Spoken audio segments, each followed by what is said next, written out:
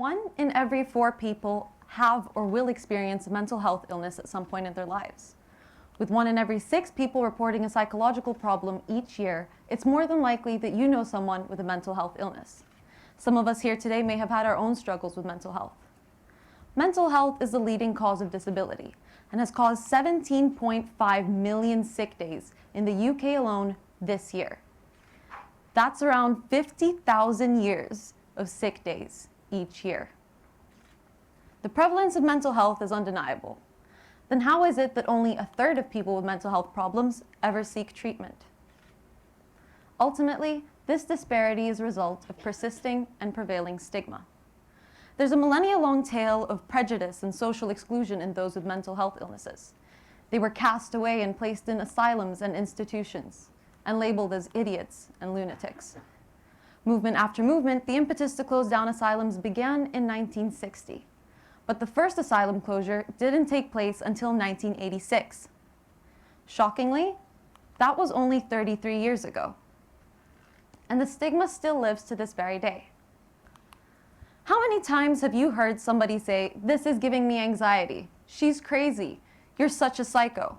And considering we all live in London, I'm sure we've called the weather bipolar. These are words and phrases that have become a part of our everyday vocabulary.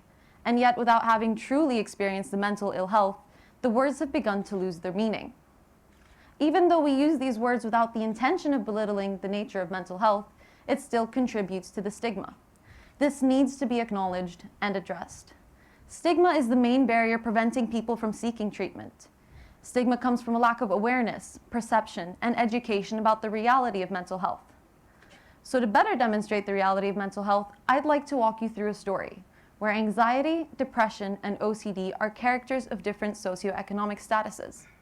They live in a world where currency is reason, ultimately reflecting the different relationships of mental health issues with reason. And so, our first story starts with Mr. A. Mr. A was a wealthy man, yet despite his wealth, he was constantly trying to earn more. Unlike everybody else, work was all he could think about.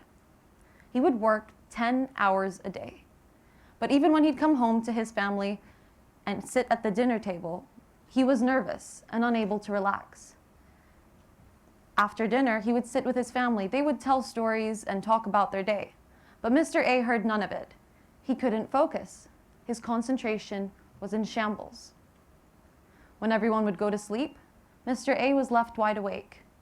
He couldn't stop thinking about wanting to earn more, and so he got up and he continued to work. Night after night, he was restless. As this went on, it started to affect him. He started having heart palpitations and headaches. Eventually, this made him on edge and irritable, and so he withdrew from his family and friends. This metaphor encompasses the reality of anxiety, specifically generalized anxiety disorder. Generalized anxiety disorder is characterized by feelings of excessive and uncontrollable worry about events or activities. People with anxiety tend to have worries that are hypothetical and irrational, and they're usually related to the fear of the uncertain future.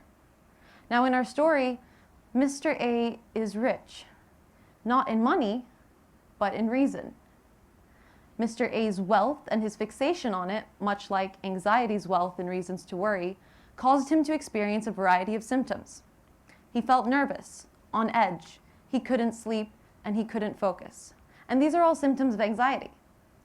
Anxiety manifests both physically and mentally, making it difficult for those experiencing it to enjoy the present. And so, Mr. A's wealth, much like anxiety's wealth and reasons to worry, caused him to miss out on life. Currently, there are 8.2 million cases of anxiety each year in the UK. And yet from this 8.2 million, only 1 in 3 ever seek treatment. Our second story is about Mr. D.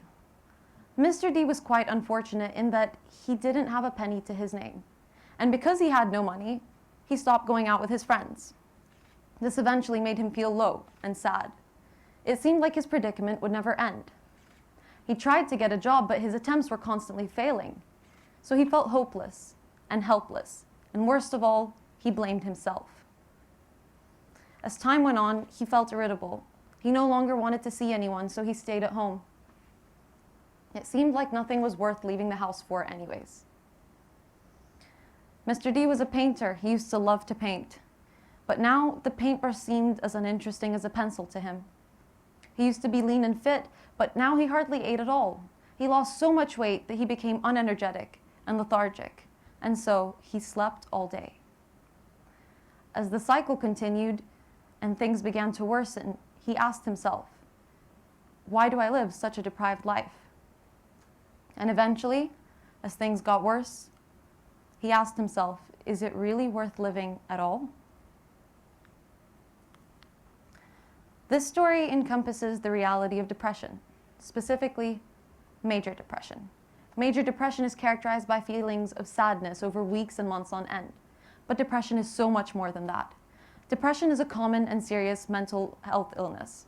It affects your thoughts, your feelings, and your actions.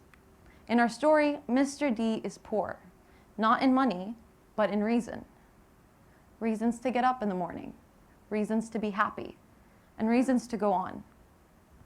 He experiences symptoms such as being tired, lethargic. He lost interest in things he used to love. And worst of all, he even started to contemplate suicide. These are all symptoms of depression. Depression currently affects 19.7% of the population over 16 years of age. That's 13 million people. And yet, only 1 in 5 people with depression ever seek treatment. Our last story is about Mr. O. Mr. O was quite like everyone else in that he would get up in the morning and go to work. Actually, that's all he ever did. Mr. O was different to everyone else in that he felt compelled to work. It wasn't about the money, but he couldn't shake the feeling that something bad would happen if he stopped. He wanted to try and live a life outside of work, so he tried to join his friends who would play sports and socialize. But he couldn't. Almost immediately, one intrusive thought after the other, work was all he could think about. At gatherings, he could be found in the corner trying to sneak by a few work emails and catch up on reports. It began to affect his lifestyle. He almost developed a routine. Wake up, work. Go to work, work. Come home, work. It made him feel better to work. Only after checking his emails, rereading through reports, and going through inventory did he finally experience relief. That anxious feeling in his chest was gone, but only for a moment, because half an hour later, he would repeat the process again. As time went on, he started checking every 15 minutes, and then every 10. Did I check? I better check again. You could even hear him muttering to himself constantly. Check, check. It began to affect his lifestyle so much so that he stopped seeing his family and friends because he was so worried that he wouldn't be able to work. And as time went on, he forgot to enjoy the present, and so life too passed him by. This story encompasses the reality of obsessive-compulsive disorder, or OCD. Now, before I go on, I feel I must clarify, people tend to assume that OCD is washing your hands all the time or making sure everything is perfectly straight and aligned. But OCD is so much more than that. OCD affects everyone differently. It can start with urges constantly entering your mind. It makes the person experiencing it feel anxious, as if they have to give in to the thought.